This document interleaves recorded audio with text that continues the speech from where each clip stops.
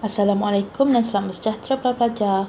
Hari ini kita akan belajar tentang nombor nisbah, iaitu mewakilkan integer pada garis nombor.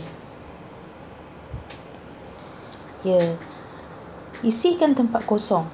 Baiklah, kita kena tengok pada konsepnya. Yang sebelah kanan ni ialah positif. Yang sebelah kiri ni ialah negatif. Jadi, sekiranya satu ke kanan bermakna satu positif. Tetapi berlainan pula sekiranya satu ke kiri. Satu ke kiri akan jadi negatif satu. Ya. Kosong ni kita boleh anggap sebagai cermin.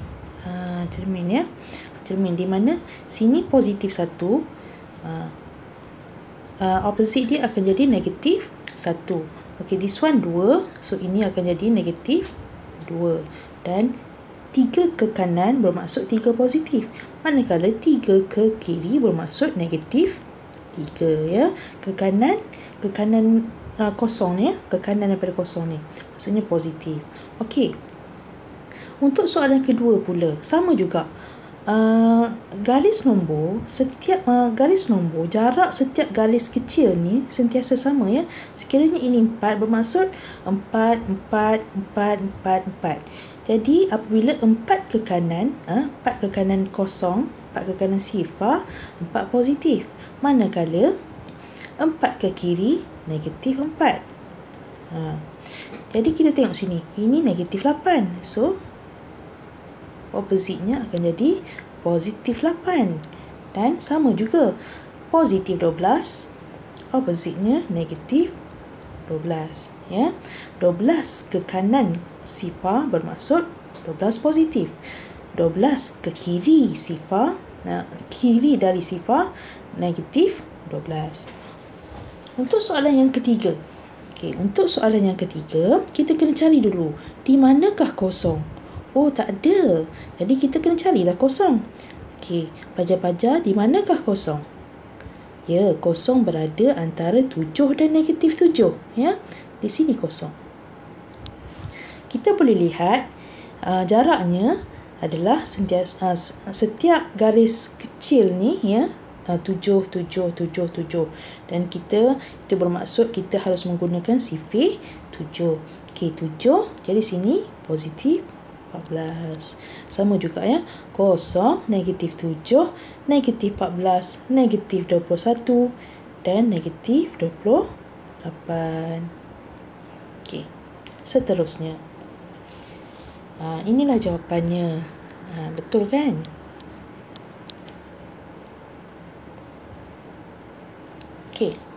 Kita akan belajar bagaimana kita nak buat perbandingan kedudukan integer tersebut.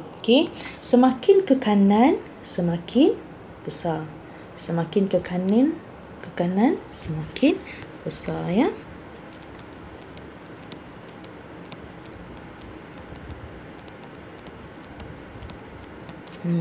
Jadi kita bandingkan untuk soalan A1 Roman.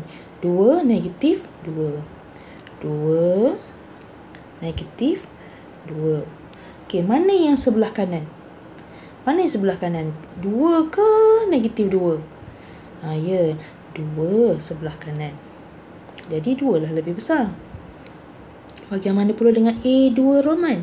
Negatif 1 dan juga 3. Antara negatif 1 dan 3, mana satukah yang kanan? 3. Jadi 3 yang lebih besar. Bagaimana pula 2 dengan negatif 3? 2 dan negatif 3, 2 lah yang berada di kanan. Bagaimana pula 7 dengan negatif 10? Jadi 7 dan negatif 10 kita kena bayangkan. Ini kosong. Di manakah kita harus meletakkan 7? Ke kanan ke kiri? Ke kanan 7. Bagaimana pula dengan negatif 10? Ya, berada di sebelah kiri. Jadi yang manakah yang lebih besar? Ataupun yang manakah yang berada di sebelah kanan? Negatif 10 atau 7? 7. Jadi kita dah belajar perbandingan untuk integer yang lebih besar. Bagaimana pula dengan integer yang lebih kecil? Bulatkan integer yang lebih kecil. Jadi Untuk mencari integer yang lebih kecil, kata kuncinya ialah makin lama makin ke kiri. Okey, semakin ke kiri, semakin kecil. Okey. 1 dan negatif 3. 1, negatif 3. Mana yang berada di sebelah kiri? Negatif 3. Ya, kecil tau. Negatif 2 dan 3. Manakah kedudukan integer yang berada di sebelah kiri? Ya, negatif 2. Bagaimana pula dengan negatif 6 dan 6?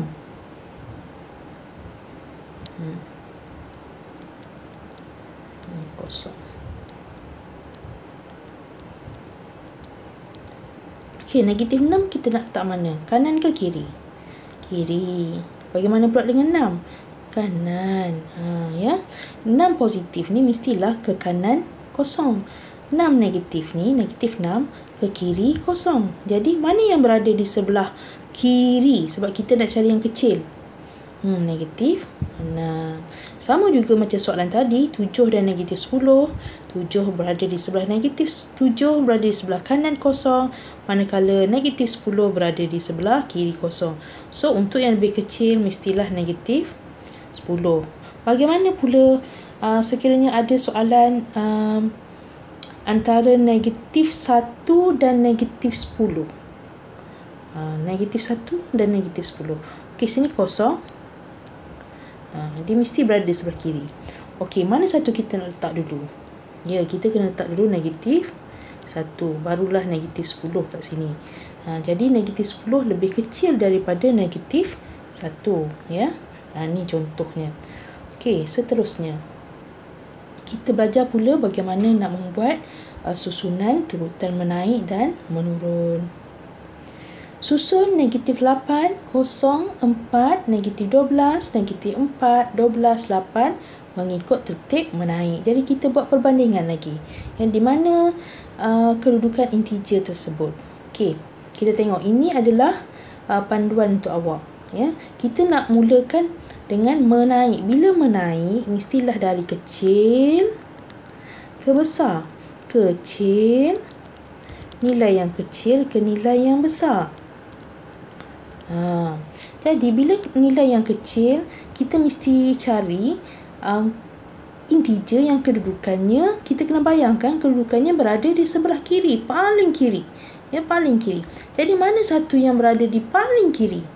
Ini dia, negatif 12. Ya, negatif 12 yang paling kiri.